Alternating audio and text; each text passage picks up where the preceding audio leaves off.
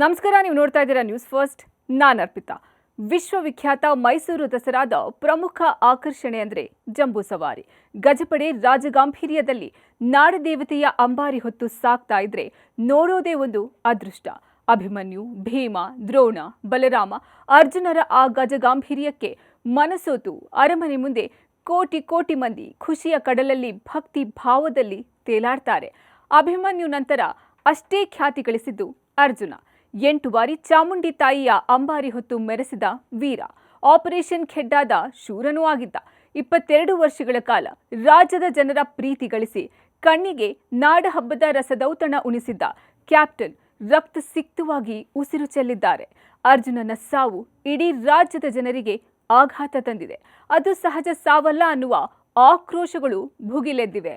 ಅಂಬಾರಿ ಹೊತ್ತು ಸಾಗಬೇಕು ಅಂದ್ರೆ ಆ ಗಜ ಗಟ್ಟಿಮುಟ್ಟಾಗಿ ಶಕ್ತಿ ತುಂಬಿಕೊಂಡಿದ್ರೆ ಸಾಲದು, ಅದಕ್ಕೊಂದು ಯುಕ್ತಿ ಅನ್ನೋದು ಕೂಡ ಇರಬೇಕು.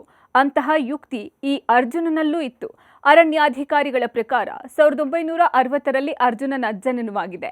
ಅವನು 8 ವರ್ಷದ ಮರಿಯಾಗಿದ್ದಾಗ ಅದೇಗೋ ಅಲ್ಲಿ ಇಲ್ಲಿ ಅಲಿತಾ ಕಾಕನಕೋಟೆಗೆ ಬಂದು ತಲುಪಿಟ್ಟಿರ್ತಾನೆ. 1968ರ ಸಮಯದಲ್ಲಿ ಕಾಕನಕೋಟೆಯಲ್ಲಿ ಒಂದು ಕಾರ್ಯಾಚರಣೆ ನಡೆಯುತ್ತೆ. ಆಗ ಸಿಬ್ಬಂದಿ ಕಣ್ಣಿಗೆ ಬಿದ್ದವನೇ ಈ ಅರ್ಜುನ. ಆಗ ಸೆರೆಸಿಕ್ಕ ಅರ್ಜುನನಿಗೆ ಮಾವುತರು ಚೆನ್ನಾಗಿ ಪಳಗಿಸಿ ಟ್ರೈನಿಂಗ್ ಅನ್ನ ಕೊಟ್ಟಿರ್ತಾರೆ. ಮುಂದೆ 1990ರಲ್ಲಿ ಮೈಸೂರಿನ ದಸರಾ ಉತ್ಸವದ ಶಿಬಿರಕ್ಕೆ ಅರ್ಜುನನ ಎಂಟ್ರಿ ಆಗುತ್ತೆ. ಆಗ ಅರ್ಜುನನಿಗೆ 30 ವರ್ಷದ ಯೌವನ.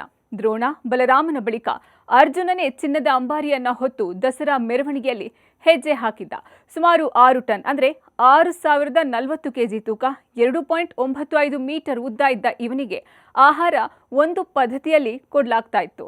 ಅರ್ಜುನ ಅಂದ್ರೆ ಮಾವುತರಿಗೆ, ಜನರಿಗೆ ಒಂದು ವಿಶೇಷವಾದ ಪ್ರೀತಿ. ಅವನ ಜೊತೆ ಮಕ್ಕಳು ಆಟ ಆಡಿ ಖುಷಿ ಪಡ್ತಾ ಇದ್ರು, ಫೋಟೋಗಳನ್ನ ಕ್ಲಿಕ್ಕಿಸಿಕೊಂಡು ಸಂತಸ ಪಡ್ತಾ ಇದ್ರು. ಸಕಲೇಶ್ಪುರದಲ್ಲಿ ಕಾಡಾನೆಗಳ ಕಾಟದಿಂದ ಬೆಳೆಗಳ ಜೊತೆಗೆ ಸಾಕಷ್ಟು ಜನರ ಪ್ರಾಣಕ್ಕೂ ಹಾನಿಯಾಗಿತ್ತು. ಇದರಿಂದ ಬೇಸತ್ತು ಹೋಗಿದ್ದ ಅಲ್ಲಿನ ಜನ ಅರಣ್ಯ ಇಲಾಖೆಗೆ ಮೊರೆ ಹೋಗ್ತಾರೆ. ಆಗ ಆಪರೇಷನ್ಗೆ ಅರ್ಜುನನೇ ಸಾರಥಿಯಾದ್ರೆ ಉತ್ತಮ ಅಂತ ಮೈಸೂರಿನಿಂದ ಅರ್ಜುನನನ್ನ ಕರೆತರಲಾಗುತ್ತೆ. 4 ಸಾಕಾನೆಗಳಿದ್ದ ಆ ಆಪರೇಷನ್ನಲ್ಲಿ ಅರ್ಜುನನೇ ಸಾರಥಿಯಾಗಿದ್ದು ನವೆಂಬರ್ 24ರಿಂದ ಯಸಳೂರು ವಲಯದ ಬಾಳೆಕೆರೆ ಫಾರೆಸ್ಟ್ನಲ್ಲಿ ಪುಂಡಾನೆ ಸೆರೆ ಮತ್ತು ಸ್ಥಳಾಂತರದ ಜೊತೆಗೆ ರೇಡಿಯೋ ಕಾಲರ್ ಅಳವಡಿಕೆ ಕಾರ್ಯ ಸಹ ಶುರುವಾಗಿರುತ್ತೆ. ಸೋಮವಾರ ಮಧ್ಯಾಹ್ನ ಈ ಆಪರೇಷನ್ ವೇಳೆ 3 ಗಂಡು ಆನೆಗಳು, 3 ಹೆಣ್ಣು ಆನೆಗಳು ಜೊತೆಗೆ 2 ಮರಿ ಆನೆಗಳ ಹಿಂಡೊಂದು ಟೀಮ್ಗೆ ಎದುರಾಗಿದೆ. ಆ ಗುಂಪಿನಿಂದ ಬಲಿಷ್ಠ ಮದವೇರಿದ ಒಂಟಿ ಸಲಗವೊಂದು ಅರ್ಜುನನ ತಂಡದ ಕಡೆ ನುಗ್ಗಿ ಬರುತ್ತೆ. ಆ ಸಮಯದಲ್ಲಿ ಅರ್ಜುನನ ಹಿಂದೆ ಇದ್ದ 3 ಸಾಕಾನೆಗಳು ಹೆದರಿ ಓಡಿವೆ. ಅದರಲ್ಲಿ ಆ ಕಾಡಾನೆಗಳ ಹಿಂಡಿನಿಂದ ಮುಂದಾಗುವ ಪರಿಣಾಮವನ್ನ ಮೊದಲೇ ಅರಿತ ಅರ್ಜುನ ಎದೆಗುಂದದೆ ಹೋರಾಟಕ್ಕೆ ಇಳಿತಾನೆ. ಅರ್ಜುನನ ಮೇಲೆ ಕುಳಿತಿದ್ದ ವೈದ್ಯರು ಹಾಗೂ ಮಾವುತ ಜಾರಿ ಕೆಳಗೆ ಬೀಳ್ತಾರೆ. ಸಕಲೇಶ್ಪುರ ಕಾಡಲ್ಲಿ ಆ ಸಮಯಕ್ಕೆ ನಡೆದಿದ್ದು ಮದ ಗಜಗಳ ಕಾಳಗದಂತೆ ಇತ್ತು. ಅರ್ಜುನನ ಮೇಲೆ ಅಟ್ಯಾಕ್ ಮಾಡಬೇಕು ಅನ್ನೋ ಸಮಯಕ್ಕೆ ಡಾಕ್ಟರ್ಸ್ ಚುಚ್ಚುಮದ್ದನ್ನ ತೆಗೆದು ಆ ಮದಗಜನಿಗೆ ಹಾಕುವಾಗ ಮಿಸ್ ಆಗಿ ಅರ್ಜುನನಿಗೆ ಚುಚ್ಚಿಬಿಟ್ಟಿದ್ದಾರೆ. ಅದರ ಜೊತೆಗೆ ಇಲಾಖೆಯವರು ಹಾರಿಸಿದ ಗುಂಡು ಕೂಡ ಅರ್ಜುನನ ಕಾಲಿಗೆ ಬಿದ್ದಿತ್ತಂತೆ. ಬಲವಿಲ್ಲದಾದ ಅರ್ಜುನನನ್ನ ಆ ಮದಗಜ ಮನಸ್ಸು ಇಚ್ಛೆ ಕೋರೆಯಿಂದ ಇರಿದು ಕೊಂದಿದೆ ಅನ್ನೋದು ಕೆಲವರ ಆರೋಪ.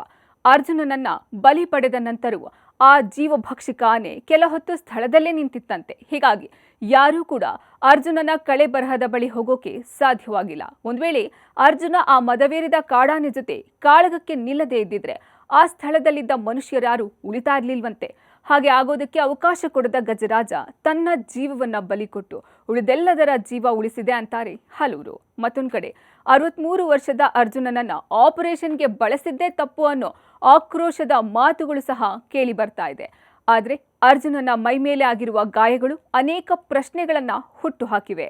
ಯಾವ ಆನೆಯಾದ್ರೂ ಅಷ್ಟೊಂದು ಭೀಕರವಾಗಿ ಅರ್ಜುನನ ಮೇಲೆ ದಾಳಿ ಮಾಡಲು ಸಾಧ್ಯವೇ ಇಲ್ಲ ಅನ್ನೋದು ಅರ್ಜುನನ ಬಗ್ಗೆ ತಿಳಿದವರಿಗಿತ್ತು. ಇದಲ್ಲದೆ ಆಪರೇಷನ್ ವೇಳೆ ಸಿಬ್ಬಂದಿ ಬಳಿ ಪಟಾಕಿ, ಸಿಡಿಮದ್ದುಗಳು, ನಾಡ ಬಂದೂಕುಗಳು ಇದ್ರೂ ಅರ್ಜುನನ ಮೇಲೆ ದಾಳಿ ನಡೆಯುವಾಗ ಯಾಕೆ ಬಳಸಿಲ್ಲ ಅನ್ನೋ ಪ್ರಶ್ನೆ ಸಹ ಮೂಡ್ತಾ ಇದೆ. ಅರ್ಜುನನ ಸಾವಿನ ಸುದ್ದಿ ಕೇಳ್ತಾ ಇದ್ದಂತೆ ಅಂತಿಮ ದರ್ಶನಕ್ಕೆ ಅಭಿಮಾನಿಗಳ ದಂಡೇ ಹರಿದು ಬಂದಿದೆ. ಸಕಲೇಶ್ಪುರ ತಾಲೂಕಿನ ಯಸಳೂರು ಸಮೀಪದ ನೆಡುತೋಪಿನಲ್ಲಿ ಅರಮನೆಯ ಪುರೋಹಿತರಿಂದ ಅಂತಿಮ ವಿಧಿವಿಧಾನ ನೆರವೇರಿಸಲಾಯಿತು. ಮೈಸೂರು ಅರಮನೆಯ ರಾಜವಂಶಸ್ಥರು ಅಂತಿಮ ಗೌರವ ಸಲ್ಲಿಸಿದ್ರು. ಸಕಲ ಸರ್ಕಾರಿ ಗೌರವ ಹಾಗೂ ರಾಜ ಮರ್ಯಾದೆಯೊಂದಿಗೆ ಅರ್ಜುನನ ಅಂತ್ಯಕ್ರಿಯೆ ನಡೆಸಲಾಗಿದೆ. ಇಡೀ ರಾಜ್ಯಕ್ಕೆ ಒಂದು ಸುಂದರ ನೆನಪಿನ ಬುತ್ತಿಯನ್ನ ಕಟ್ಟಿಕೊಟ್ಟ ತನ್ನನ್ನ ಇಲ್ಲಿಯವರೆಗೂ ಬೆಳೆಸಿದವರಿಗಾಗಿ ಜೀವ ಬಲಿಕೊಟ್ಟ ಮಹಾಗಜರಾಜನಿಗೆ ಭಾವುಕದ ವಿದಾಯವನ್ನ ಹೇಳಿದರು. ಇದೀಗ ದೇಶದಲ್ಲಿ ಪ್ರಪ್ರಥಮ ಬಾರಿಗೆ ಅರ್ಜುನನಿಗಾಗಿ ಸ್ಮಾರಕ ನಿರ್ಮಿಸಲು ಸರ್ಕಾರ ನಿರ್ಧರಿಸಿದೆ.